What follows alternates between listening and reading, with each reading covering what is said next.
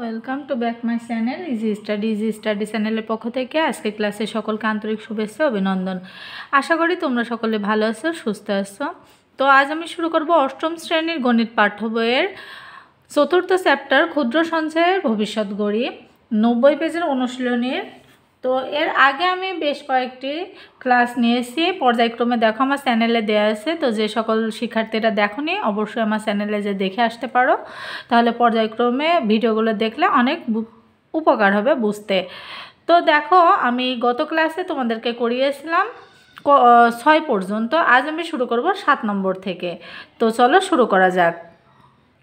7 নম্বরে দেওয়া আছে কোনো মূলধন 5 বছরে যে মুনাফা হারে মুনাফা আসলে দ্বিগুণ হয়, সেই মুনাফা হারে 8 বছরে মুনাফা আসলে 26,000 টাকা হবে। মূলধন কত, অর্থাৎ কত বছর এখানে, তাহলে এখানে কিন্তু আমাদের n সমান 5 বছর। তাহলে কোনো মূলধন 5 বছরে যে মুনাফা হারে মুনাফা আসলে, অর্থাৎ এখানে যে মুনাফা বলেছে, যে মুনাফা হারে, তাহলে কি এই যে মুনাফা হার বলতে কি বোঝায়, মানে এখানে আর এর মান বের করতে বলেছে, তাই না? যে মুনাফা হার বলতে মুনাফা হারটা দেয়া নেই, সেটা আমাদেরকে বের করতে হবে।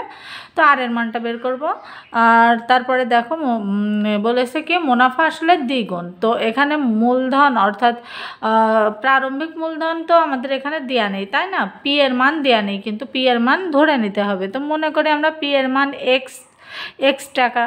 তো মুনাফা আসল তাহলে কি বলেছে, দ্বিগুণ। মুনাফা আসল দ্বিগুণ যদি হয়, আসল যদি এক্স ধরি তাহলে মুনাফা আসল 2 গুণ, তাহলে 2x টাকা। এবার সেই মুনাফা হারে 8 বছরে মুনাফা আসলে 26,000 টাকা হবে। মূলধন কত? তো চলো বের করা যাক। তো শিক্ষার্থীরা দেখো, সর্বপ্রথম আমরা কি করব, আমরা 7 নম্বরে লিখব যে ধরি মূলধন সমান x টাকা। এবার মুনাফা আসল কি বলেছে, মুনাফা আসল দ্বিগুণ, মূলধনের থেকে দ্বিগুণ, তাহলে কি 2x টাকা। এখানে কিন্তু মূলধন অর্থাৎ পি এর মান দেয়া নেই, যার কারণে আমি পি এর মানটা ধরেছি x, তাই না? পি এর মান এখানে দেয়া নেই, যার কারণে এখানে পি এর মান ধরেছি আমি x। আর এখানে মুনাফা আসল কি 2x টাকা। আর আয় অর্থাৎ মুনাফা সমান মুনাফা আসল মাইনাস আসল, অর্থাৎ আসলটা বের করতে হলে কি আমরা মুনাফা আসল থেকে আসলটা বিয়োগ করলেই চলে আসবে। তাহলে 2x মাইনাস এক্স, দুইটা x থেকে একটা x বাদ দিলে অবশ্যই একটা x থাকে। আর সময় n সমান কত বছর দেওয়া ছিল, সময় n সমান 5 বছর দেওয়া ছিল। আমরা জানি আয় সমান সমান PNR, এটা একটা সূত্র। এই সূত্র তো আমরা পুরো চ্যাপ্টারটাই এই সূত্রটা দিয়ে অঙ্ক করলাম। তো এখানে আর এর মান বের করতে বলেছে, তাই আরটা বা পাশে নিয়ে নিলাম। আর সমান সমান আই ভাগ PN।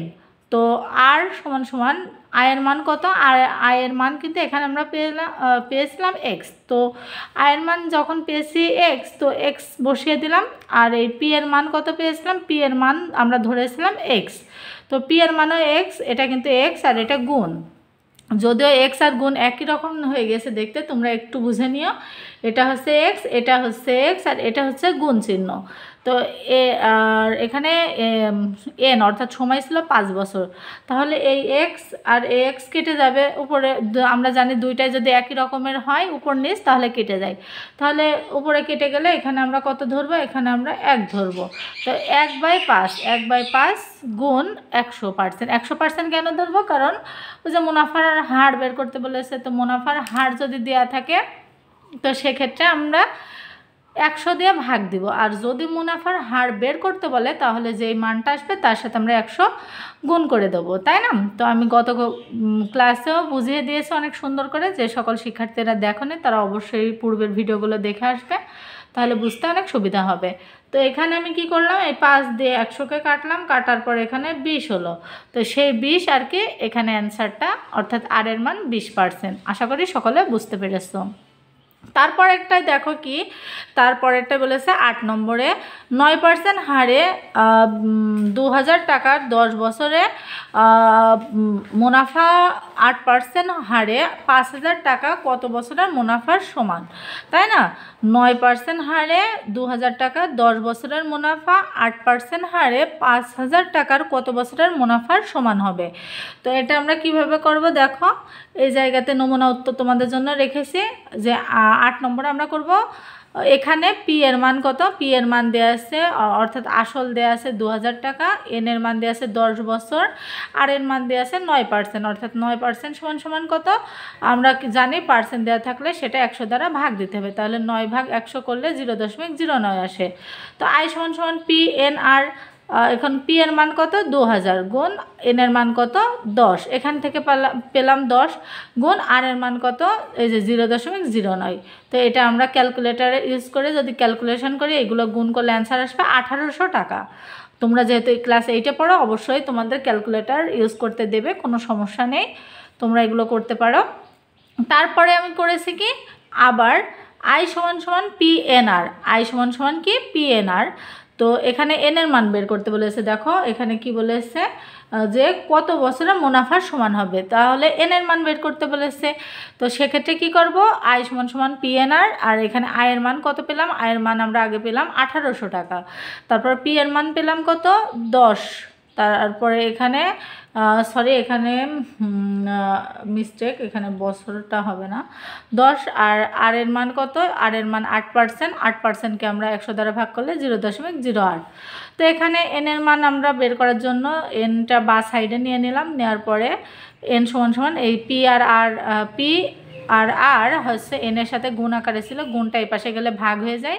তো আই ভাগ পি আর করলে কি আই সমান হচ্ছে 1800, আর পি এর মান কত 5000 গুণ আর এর মান 0.08। তো এটা আমরা ক্যালকুলেশন করলে কি পাই, এই 4.5 বছর অর্থাৎ 4.5 বছর সময়। এটাই হচ্ছে আমাদের 8 নম্বরের অ্যান্সার।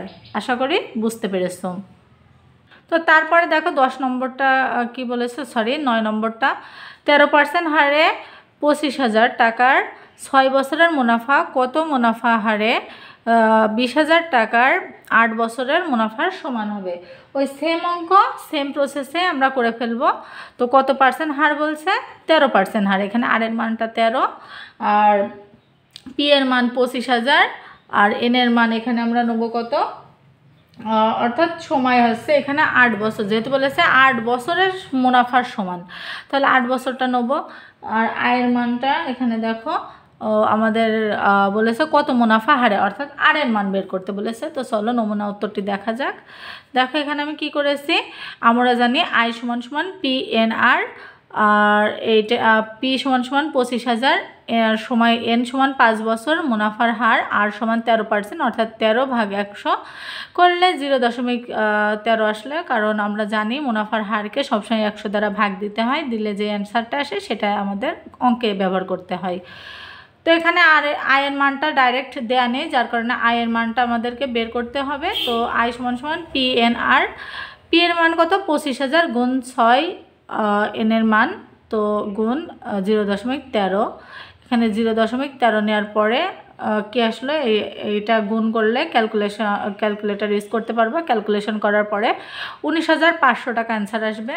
আসার পরে দেখো আবার আই সমান সমান পি এন আর, যেহেতু আর এর মান বের করতে বলেছে, তো আইটা ডান সাইডে আছে, আমরা জানি যেটা বের করতে হয় সেটা অবশ্যই বা সাইডে আনতে হয়, তাহলে এখানে পি এন আর সমান আই, আর আরটা সাইডে রাখলাম, রাখার পরে আর এর সাথে পি এন গুণ আকারে ছিল, গুণটা ইজিক্যাল টু ওই পাশে গেলে ভাগ হয়ে যায়।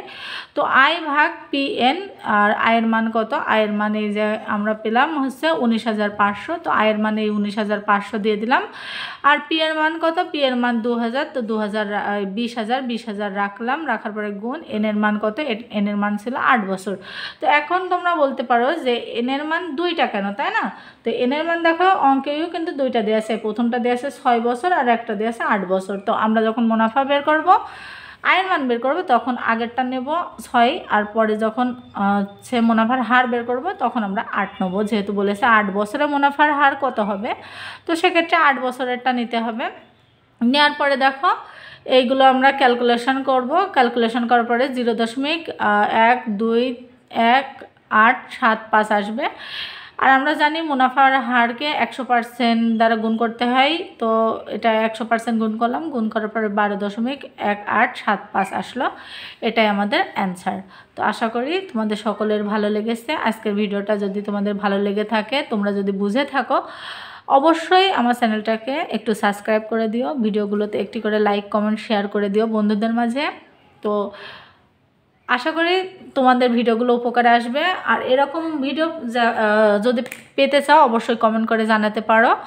আমার চ্যানেলে প্রত্যেকটি ভিডিওই পর্যায়ক্রমে দেওয়া আছে, তো যে সকল বন্ধুরা দেখোনি তারা অবশ্যই আমার চ্যানেলে যে ভিডিওগুলো দেখে আসবে এবং আমার চ্যানেলটাকে সাবস্ক্রাইব করে রাখবে, যাতে সব সময়ের জন্য কোনো ভিডিও দিলে আগে আগে তোমরা পাও। তো আজকের মতো এখানে বিদায় নিচ্ছি। ধন্যবাদ সকলকে।